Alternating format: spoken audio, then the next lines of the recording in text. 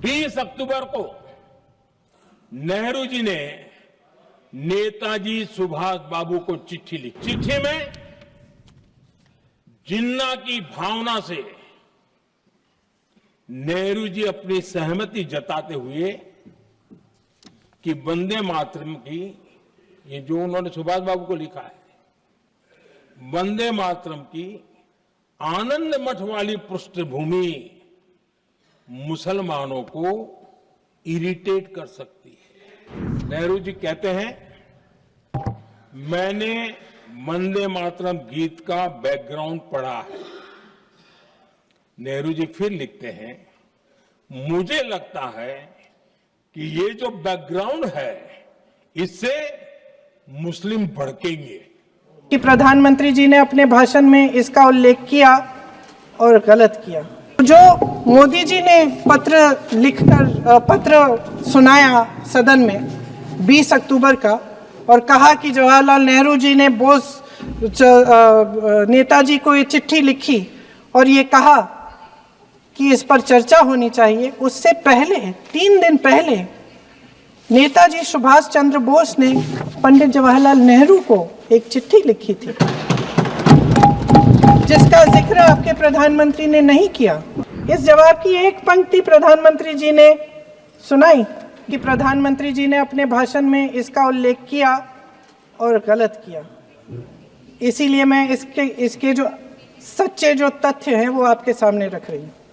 1937 में नेताजी सुभाष चंद्र बोस कांग्रेस का अधिवेशन कलकत्ता में होने जा रहा था, उसका आयोजन कर रहे थे। तो जो मोदी जी ने पत्र सुनाया सदन में 20 अक्टूबर का और कहा कि जवाहरलाल नेहरू जी ने बोस नेताजी को ये चिट्ठी लिखी और ये कहा कि इस पर चर्चा होनी चाहिए, उससे पहले 3 दिन पहले नेताजी सुभाष चंद्र बोस ने पंडित जवाहरलाल नेहरू को एक चिट्ठी लिखी थी जिसका जिक्र आपके प्रधानमंत्री ने नहीं किया। और इस चिट्ठी में सुन लीजिएगा,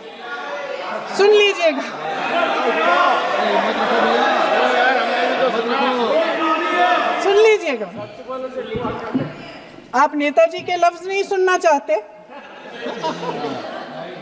बंगाल का चुनाव आ रहा है,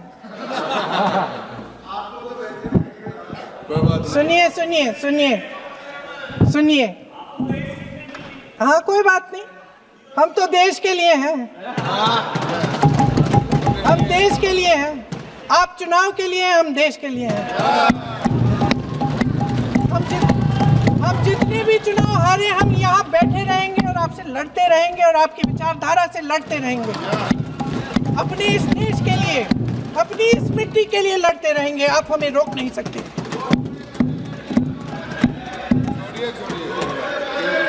सुन लीजिए सुभाष चंद्र बोस जी ने क्या कहा, सुन लीजिए।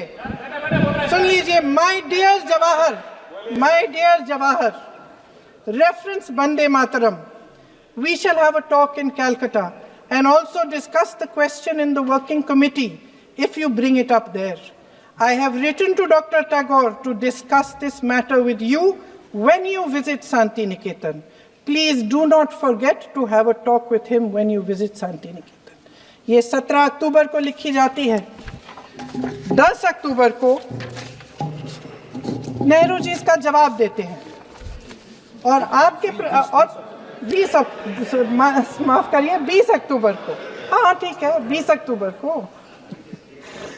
अक्टूबर को नेहरू जी इसका जवाब देते हैं। इस जवाब की एक पंक्ति प्रधानमंत्री जी ने सुनाई, बाकी पंक्तियां क्यों नहीं सुनाई? क्योंकि उनमें नेहरू जी क्या कह रहे हैं? There is no doubt that the present outcry against Vande Mataram is to a large extent a manufactured one by the communalists. Whatever we do, we cannot pander to communalists' feelings, but to meet real grievances where they exist. I have decided now to reach Calcutta on the 25th morning. This will give me time to see Dr. Tagore as well as other friends. समझ रहे हैं आप? प्रधान चुप है तो समझ ही गए होंगे। फिर क्या होता है? फिर नेहरू जी कलकत्ता जाते हैं और गुरुदेव जी से मिलते हैं, और उसके अगले दिन गुरुदेव जी एक चिट्ठी लिखते हैं जिसमें वो लिखते हैं, अंग्रेजी में चिट्ठी है, उसका एक अंश मैं आपको हिंदी में बता देती हूँ, जिसमें गुरुदेव जी कहते हैं कि जो दो अंतरे हमेशा गाए जाते थे उनका महत्व इतना गहरा था कि उस हिस्से को कविता के शेष हिस्से तथा पुस्तक के उन अंशों से अलग करने में उन्हें कोई कठिनाई नहीं थी। उन्होंने ये कहा कि स्वतंत्रता संग्राम में हमेशा से वही दो अंतरे ही गाए जाते थे और उनको गाते हुए कुर्बानी देने वाले सैकड़ों शहीदों के सम्मान के लिए उन्हें ऐसे ही गाना उचित रहेगा। उन्होंने यह भी कहा कि बाद में जोड़े गए अंतरों का सांप्रदायिक मायना निकाला जा सकता है और उस समय के माहौल में उनका इस्तेमाल अनुचित होगा। इसके बाद 28 अक्टूबर 1937 में कांग्रेस की कार्य समिति ने अपने प्रस्ताव में वंदे मातरम को राष्ट्रगीत घोषित किया। उन्हीं दो अंतरों को कार्य समिति की बैठक में महात्मा गांधी जी, नेताजी सुभाष चंद्र बोस, पंडित नेहरू, आचार्य नरेंद्र देव जी, सरदार पटेल जी, गुरुदेव रविंद्रनाथ टैगोर जी सब मौजूद थे। इस प्रस्ताव के ये सभी महापुरुष इस प्रस्ताव से सहमत थे। आगे क्या होता है ये भी सुना लूं। भारत की आजादी के बाद जब इसी गीत के इन्हीं दो अंतरों को 1950 में डॉक्टर राजेंद्र प्रसाद जी ने संविधान समिति में भारत का राष्ट्रगीत घोषित किया, तब लगभग यही महापुरुष मौजूद थे। इनके साथ साथ B.R. अम्बेडकर जी भी सभा में थे और इनके साथ साथ मेरे सत्ता पक्ष के साथियों के नेता श्री श्यामा प्रसाद मुखर्जी भी मौजूद थे। वही दो अंतरे राष्ट्रगीत घोषित किए। किसी ने कोई आपत्ति जारी नहीं की, कोई आपत्ति नहीं जताई। वैसे इन तथ्यों के साथ जुड़ा एक और तथ्य भी है जो मैं यहाँ पे आपके सामने रखना चाहती हूँ। आज हम अपने राष्ट्रगीत पर बहस कर रहे हैं, लेकिन हमारा राष्ट्रगान भी एक कविता का एक अंश ही है, एक लंबी कविता का एक अंश है। और इन दोनों राष्ट्रगीत और राष्ट्रगान के अंश को चुनने में सबसे बड़ी भूमिका गुरुदेव रविंद्रनाथ टैगोर की थी।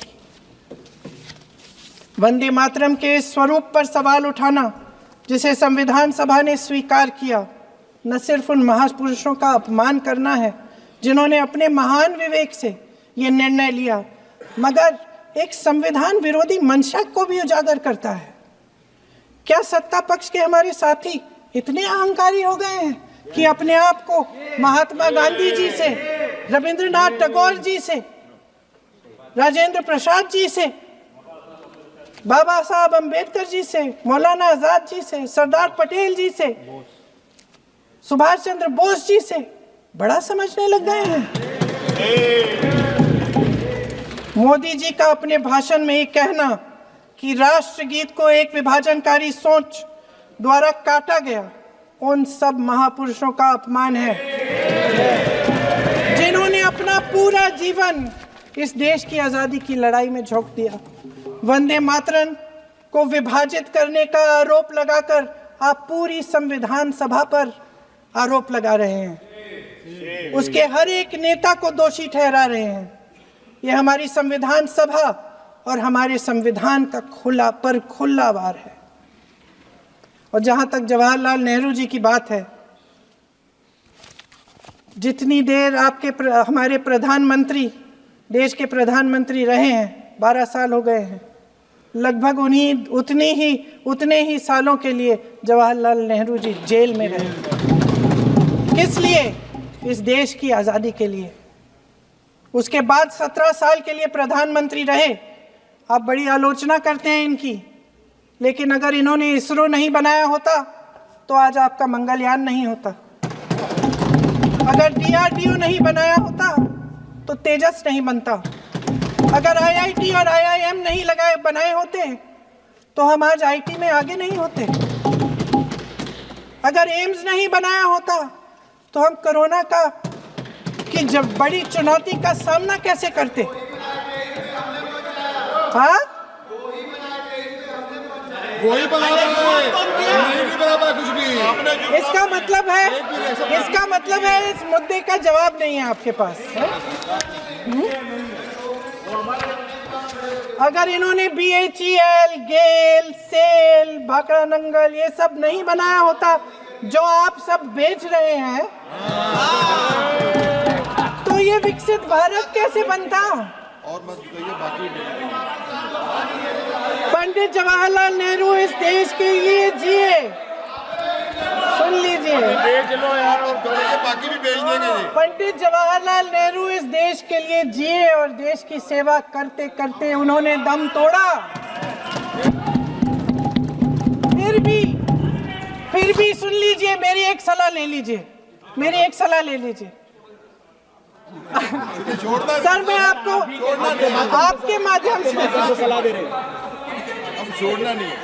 सर मैं आपके माध्यम से एक सलाह दे देती हूँ। हमारे प्रधानमंत्री महोदय 12 सालों से इस सदन में हैं, मैं मात्र 12 महीनों से हूँ। फिर भी छोटी सी सलाह है। उन्होंने अभी हाल ही में चुनाव था, कुछ महीनों पहले उन्होंने एक सूची निकाली थी कि विपक्षी दलों ने और विपक्ष के नेताओं ने कितने अपमान किए हैं इनके, और उसमें शायद 90-99 ऐसे उन्होंने अपमानों की सूची बनाई थी। तो मैं उनको एक छोटी सलाह देना चाहती हूँ कि नेहरू जी से जितनी भी शिकायतें हैं, जितनी भी गलतियाँ उन्होंने की आपके जहन में, जितनी भी गालियाँ देनी है, जितना भी अपमान करना है, उसकी भी एक सूची बना दीजिए। नहीं, बात खत्म नहीं है। 999 अपमान, 9,999 अपमान, सूची बना दीजिए और फिर हम एक समय निर्धारित करते हैं। जैसे हमने 10 घंटे आज वंदे मातरम पर हमने बहस किया है ना, उस तरह से हम अध्यक्ष महोदय जी से पूछेंगे, एक समय निर्धारित करेंगे, 10 घंटे, 20 घंटे, 40 घंटे, जितने घंटों में आपकी ये शिकायत पूरी हो जाए, माननीय सदस्य आप शांत हो जाए और हम बहस कर लेंगे। लेकिन इस सदन का कीमती समय, जिसके लिए हमें यहाँ पे जनता ने भेजा है, जैसे हमें जनता की समस्याओं को हल करने के लिए चर्चा करनी चाहिए, इस्तेमाल करना चाहिए, उसको एसी के लिए इस्तेमाल करिए। उसके बाद जैसे अंग्रेजी में कहते हैं ना, जैसे अंग्रेजी में कहते हैं कि once and for all let's close the chapter, close कर लीजिए। देश सुन लेगा क्या क्या शिकायतें हैं, किसने क्या किया, इंदिरा जी ने क्या किया, राजीव जी ने क्या किया, परिवारवाद क्या होता है, नेहरू जी ने कौन सी गलतियां की, सुना लीजिए, फिर खत्म। उसके बाद बेरोजगारी, महंगाई, महिलाओं की समस्याएं, जो पीएमओ में हो रहा है उसकी बातें, उसकी चर्चा, जो बैटिंग ऐप के बारे में हो रहा है पीएमओ के अंदर, आप सदस्य प्लीज, जो एफस्टीन फाइलों में आपके मंत्री महोदय के नाम निकल आए हैं, माननीय उसकी चर्चा करेंगे। आप वंदे मातरम में बोले, आप इधर उधर डाइवर्ट मत हो।